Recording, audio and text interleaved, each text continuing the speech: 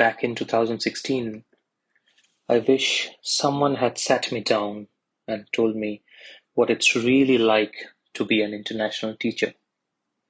The miles away from home, the quiet moments on your own, the constant uncertainty, never quite knowing what's coming next.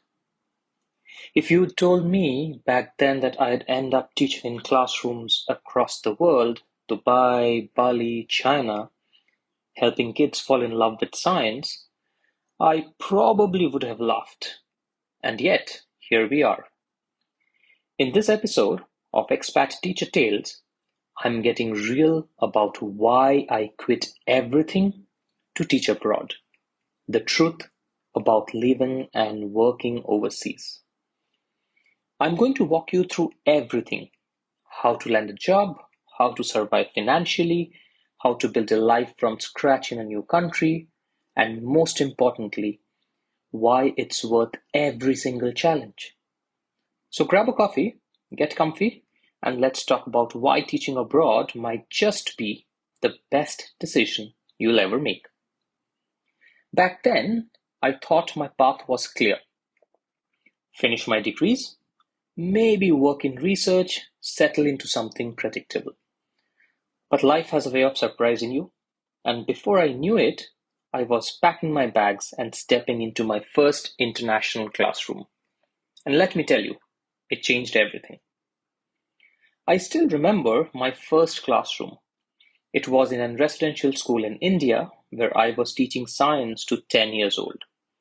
At first, I thought the job was simple.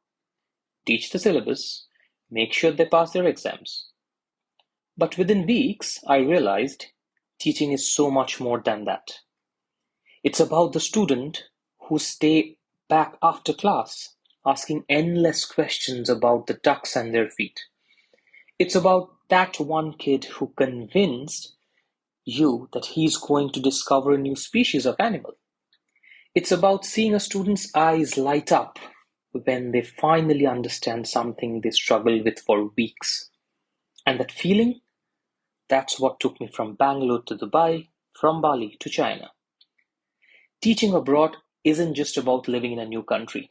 It's about being part of something way bigger than yourself. You become a mentor, a guide, sometimes even a second parent. And in return, you learn about the world, and most importantly, you learn about yourself than you ever thought possible. Alright, so you are thinking, okay, this sounds amazing, but how do I actually make it happen? I won't sugarcoat it. The application process can be confusing at first. When I moved to Dubai, I had to navigate licensing, visa applications, and endless paperwork. And when I transitioned to Bali, I found myself in the middle of a curriculum shift, helping move an entire school from one system to another. But here's the good news. There's a teaching job out there for everyone who is genuinely interested and not just looking for any job. If you're just starting out, places like Thailand, Vietnam, and parts of Latin America have programs that don't require a teaching degree. Just a TEFL certification and a willingness to learn is all you need. But if you have experience, schools in the Middle East, China, and Europe offer great packages, sometimes even including housing and flight allowances. What's the key? Apply to multiple places. Do your research. Some schools will treat you like family, and others, well, let's just say not all contracts are created equal. Read the fine print. Ask about work hours, expectations, and support system. And most importantly, trust your gut. If something feels off in the interview, it probably is.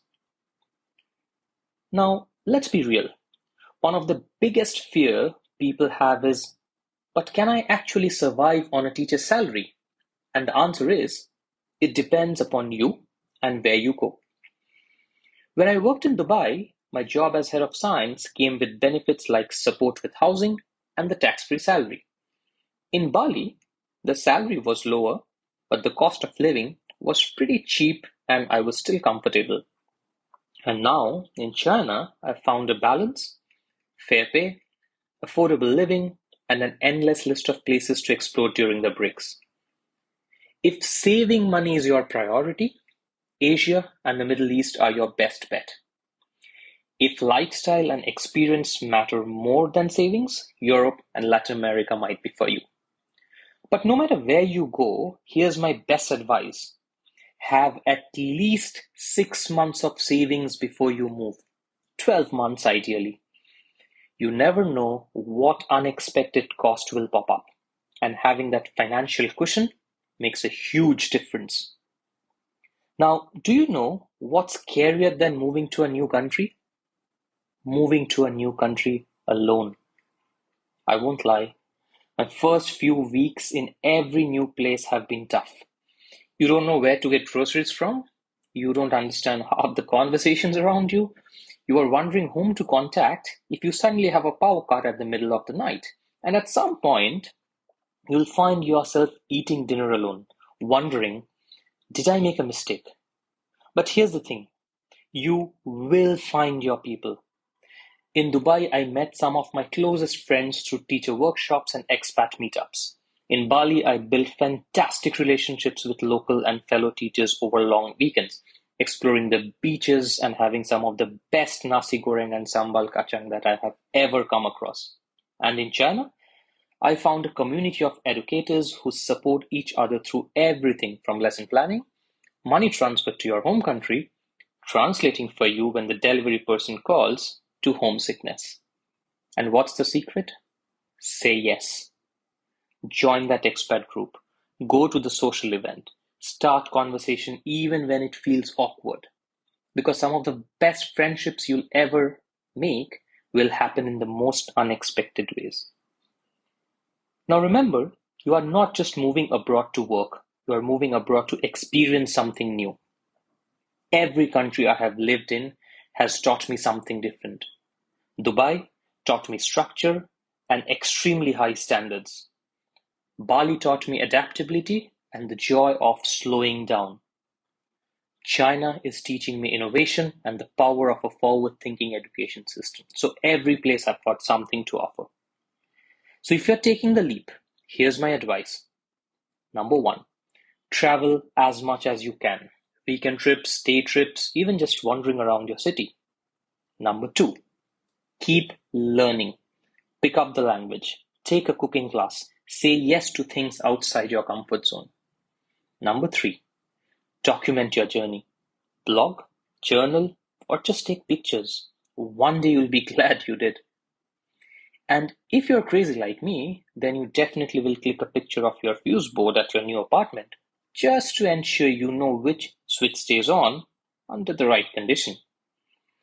But above all of these, enjoy it. Because this experience will change you in ways you can never ever imagine.